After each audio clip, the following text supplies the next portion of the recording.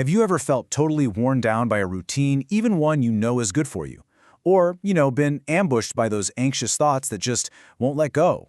Well, today, we're diving into an ancient text that's actually a surprisingly modern and practical guide for mastering these two huge inner battles, the fight against weariness and the fight against anxiety. Let's break down how it can help us reframe our own struggles.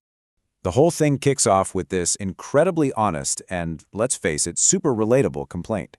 Sure, it's about daily prayer, but it could be about anything, right? Going to the gym, meditating, even just your daily work. It's that voice inside your head that says, ugh, this is just too much. It never ends. It's the voice of resistance, that feeling of being worn down by the very things that are supposed to be good for us. So before we go any further, just take a second and think, where does this voice pop up for you? Is it your job? A creative project you're working on, your fitness routine? Just recognizing that feeling, that resistance, is the first step. Because the text we're exploring today, it offers this brilliant framework for talking right back to it. Okay, so the solution here isn't a list of rules. Instead, the author frames it as 5 powerful perspective shifts, or as he calls them, warnings. Think of these as arguments you can literally make to your own soul when it starts complaining. This first one is such a sharp insight. The text argues that our sense of boredom, that weariness, it comes from this deep-down unconscious belief that we have infinite time. We act like we're going to live forever, so any daily duty feels like this huge burden on our endless future. But what if you really truly got that your life is brief? Suddenly, that 1 hour of duty isn't a chore anymore. It becomes this precious, limited opportunity to invest in something that actually matters. Now, the second warning is genius because it reframes the whole idea of duty with this powerful parallel you see here. Think about it. Do you get bored of eating every day? Of breathing? Of course not. We know those are vital physical needs.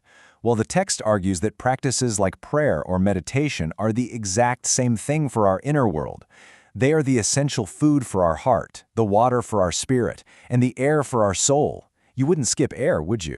And the third warning is illustrated so perfectly here.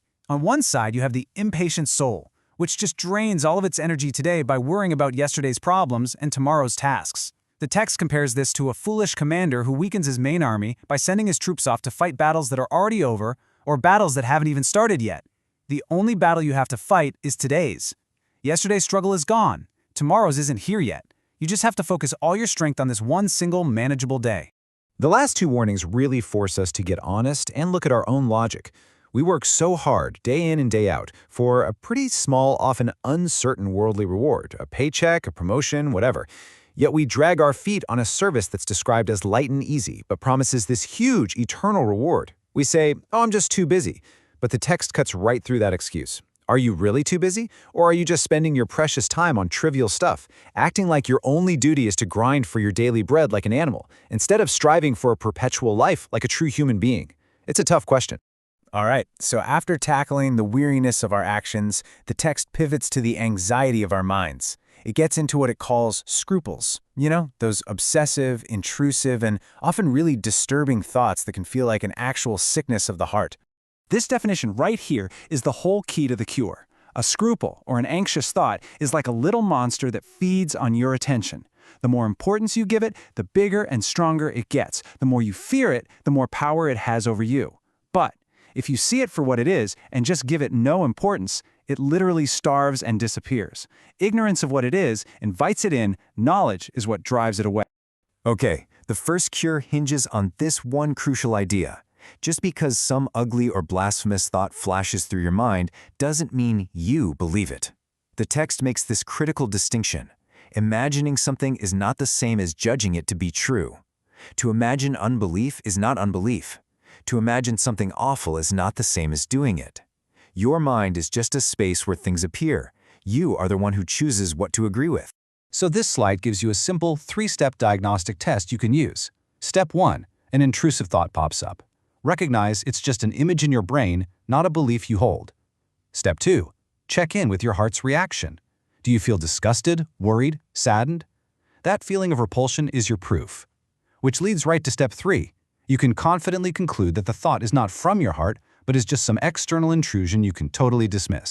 You ever been in a really sacred or serious moment and a completely random, totally inappropriate thought just pops into your head? Well, the text explains this is a perfectly normal mental process called association of ideas. Our minds make these involuntary connections all the time, sometimes between total opposites. Seeing something holy might trigger a thought of something profane. This isn't a moral failure on your part, it's just how the imagination works. The only mistake is to grab onto that thought, feel guilty about it, and give it importance. This last cure is a brilliant tool for that what-if anxiety that can drive us crazy. The text says we shouldn't confuse something that is theoretically possible with something that is reasonably possible. For example, is it theoretically possible that the Black Sea could just drain into the earth right now? I guess so, yeah. But is it reasonably possible? Absolutely not. We have certainty that the sea is right where it should be. In the same way, just because you can imagine a doubt about your beliefs doesn't mean that doubt actually damages your certainty. A random possibility with no evidence is of no importance. So after exploring these two big battles against weariness in our actions and anxiety in our minds, the text leaves us with this one profound, unifying metaphor for how our inner state creates our entire reality. This is the central metaphor, the whole takeaway. The world is like a mirror. A beautiful palace reflected in that mirror will look exactly like the color of the mirror itself.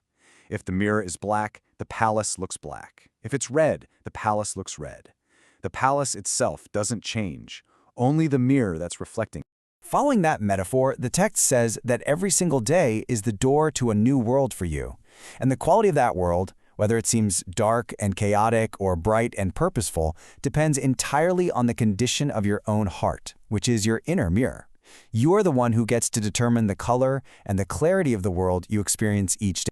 This presents us with a really clear choice every morning. On one side, if you go through your day without intention, your world seems dark and chaotic.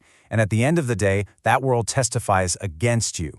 But on the other side, when you act with purpose and intention, it's like flipping a light switch. The darkness scatters, and you see this wise, meaningful order in everything. Your world becomes illuminated, and it testifies for you. So the ultimate takeaway from all this ancient wisdom is really a question of profound personal responsibility. It's not about what the world is throwing at you, it's about the condition of the mirror you're holding up to it. The power to illuminate your reality is in your hands. So the question to leave you with is this: what light are you casting on your world today?